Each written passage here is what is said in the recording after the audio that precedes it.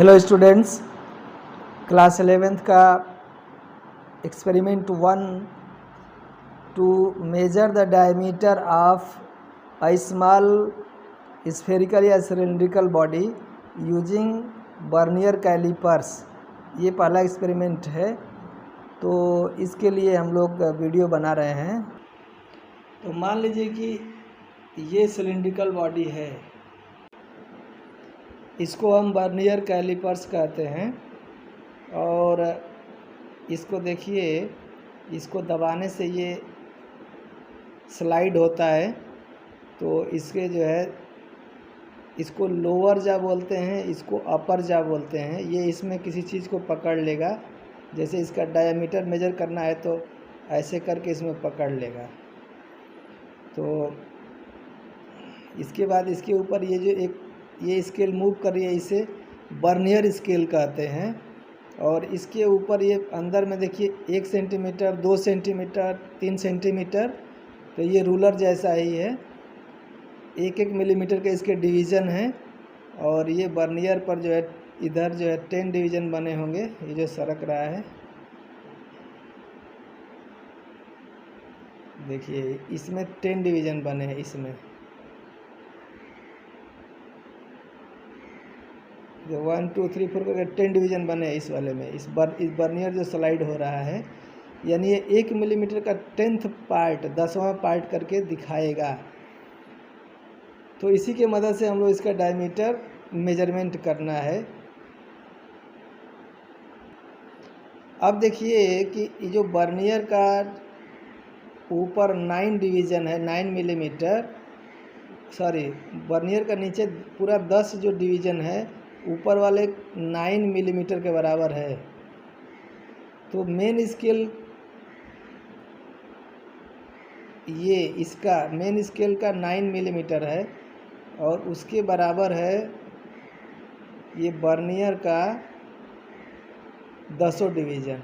ये इस पॉइंट को नोट करिए और आगे पढ़ते हैं। तो यही आपका पहला ऑब्जर्वेशन हो रहा है कि 1 मेन स्केल डिवीज़न 1 मिलीमीटर का है और 10 VS division, vernier division is equal to 9 main scale का डिवीज़न, यानी 9 मिलीमीटर हुआ। तो एक वर्नियर डिवीज़न 9/10 का हुआ, 9 मिलीमीटर बाई 10।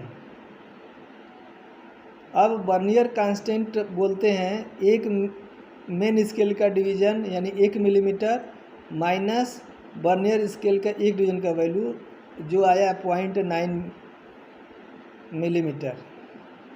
तो वर्नियर कांस्टेंट 1 मिलीमीटर माइनस 0.9 होगा, यानी 0.1 मिलीमीटर हो जाएगा, जो कि 0.1 मिलीमीटर मतलब 0.01 सेंटीमीटर में यहाँ लिखा हुआ है। इसे वर्नियर कांस्टेंट कहेंगे और लिस्ट काउंट भी इसी को कहते हैं। इस इंस्ट्रूमेंट में जीरो एरर है कि नहीं, इसको जानने के लिए इसकी सहायता लीजिए। ऊपर वाला जो रीडिंग है वो मेन स्केल का है, यहाँ से यहाँ तक 1 सेंटीमीटर हुआ मेन स्केल पर। अब वर्नियर जब टच करता है, दोनों जॉ एक तरफ खींच के जब सटा देते हैं, तो हमने देखा वर्नियर का 9 डिवीज़न, वर्नियर का ये जो नीचे का 10 डिवीज़न है, 10 लिखा है, वो ऊपर वाले के 9वें डिवीज़न पर है। और इसलिए 0 और 0 दोनों मैच कर रहा है। तो ऐसे इंस्ट्रूमेंट में जीरो एरर नहीं है, नील जीरो एरर है। ऐसे को करेक्शन करने की ज़रूरत नहीं है। परंतु अगर ऐसा केस आ जाए कि वर्नियर का जो जीरो है वो मेन स्केल से थोड़ा दाहिने ही रुके, पूरा इसके ऊपर कॉन्साइड ना हो, इन दैट केस कहेंगे कि इसमें पॉजिटिव जीरो एरर है, क्योंकि ये राइट साइड में है, प्लस एक्स एक्सिस के तरफ है। पॉजिटिव जीरो एरर है। कितना जीरो एरर है, तो देखेंगे कि कौन सा कॉन्साइड हुआ है। ये 0 नहीं हुआ है, ये 1 नहीं हुआ है, 2 नहीं हुआ है, 3। वर्नियर का तीसरा ऊपर वाले से कॉन्साइड हो रहा है, तो 3 पॉजिटिव एरर लिखेंगे, 3 डिवीज़न। क्या नोट करेंगे कि जीरो एरर जो है 3 डिवीज़न का है पॉजिटिव। तो 3 डिवीज़न का वैल्यू होगा 0.03 सेंटीमीटर, क्योंकि एक बर्नियर का वैल्यू है, बर्नियर कांस्टेंट है 0.01 सेंटीमीटर। तो अब क्योंकि ये राइट साइड में रुका हुआ है, यानी ये ज़्यादा रीडिंग ऑलरेडी दे रहा है, तो करेक्शन करने के लिए हर रीडिंग में से इसकी वैल्यू को माइनस करना पड़ेगा, यानी प्लस ये जो 0.03 है, ये वैल्यू को करेक्शन के समय हर रीडिंग में से घटाना पड़ेगा, और या तो मीन वैल्यू जो आएगा उसमें से इसको घटा देंगे।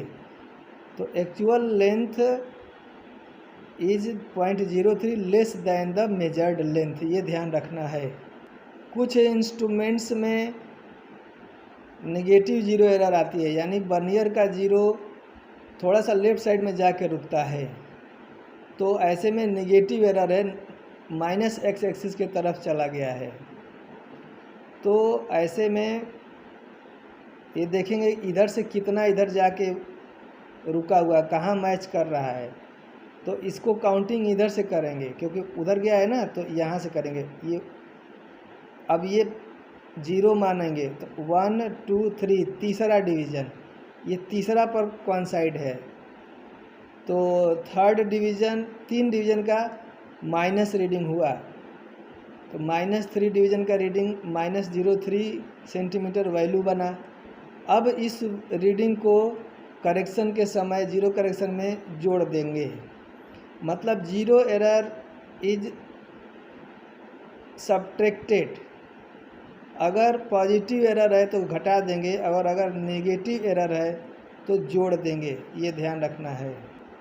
अब अपने बर्नियर में देखते हैं कि जीरो एरर है कि नहीं इस वाले में।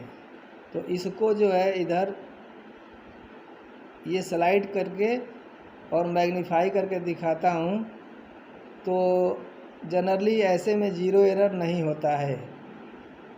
अब आप कुछ बच्चे ये भी कह सकते हैं कि नहीं सर, थोड़ा सा इधर बर्नियर राइट साइड में है, तो देखेंगे ना तो पहला कौन साइड लगेगा, पहला। ऐसे केस में अगर ये ऐसे रुक जाता ना, तो देखिए क्या क्या हो जाता रीडिंग।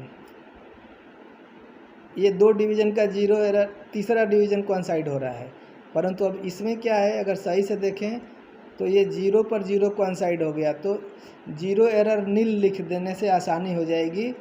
और वैसे आप 1 नोट कर सकते हैं इसमें, अगर हल्का सा दिख रहा है जीरो एरर 1 नोट कर सकते हैं, बहुत ही माइन्यूट एरर है। अब इसको नापना है हमको, तो डायमीटर नापने के लिए इसको देखिए, मैं ऐसे खींच रहा हूँ, ऐसे ऐसे दबा के ऐसे ढकेलेंगे, यहाँ पर पकड़ लेंगे और इसकी रीडिंग को लिखेंगे। ठीक है, पकड़ लिए। अब रीडिंग देखिए, हम पढ़ाते हैं इसको क्या रीडिंग है। तो अब रीडिंग आपका है, ये 1 सेंटीमीटर हो गया, और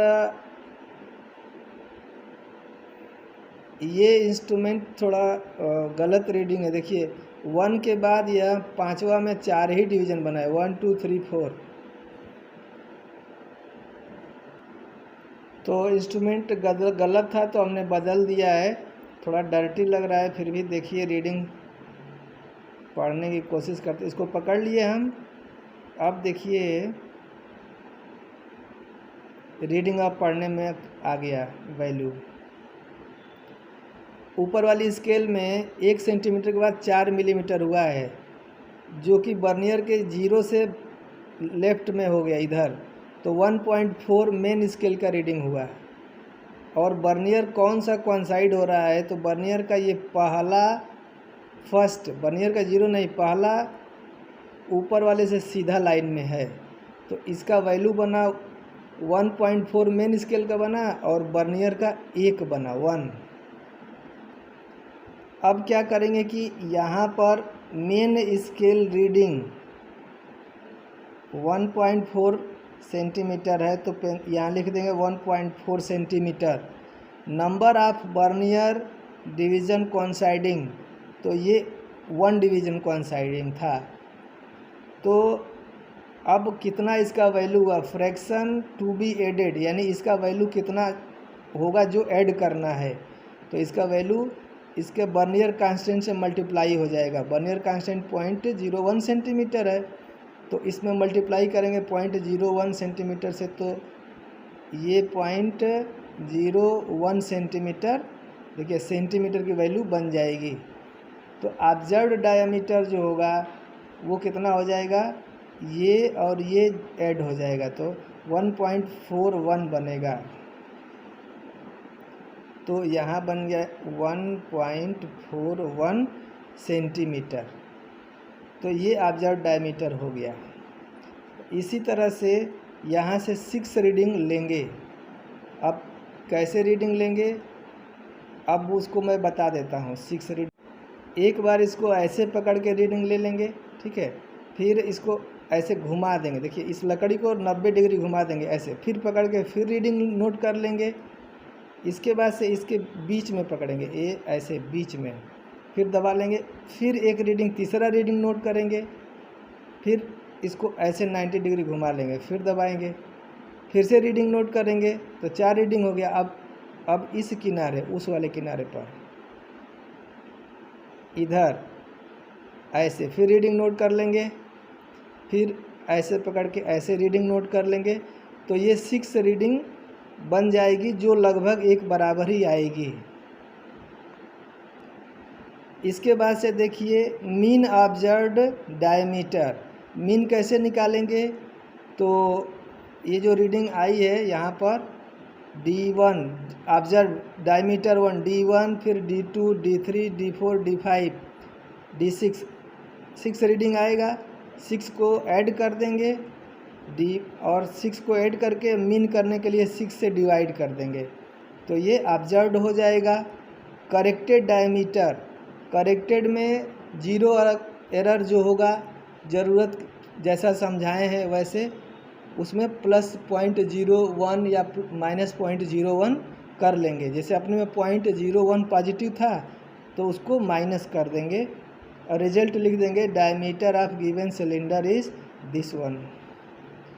ये जो प्रिकॉशन है इसमें से 3-4 प्रिकॉशन सावधानी भी लिख लेते हैं। Thank you students.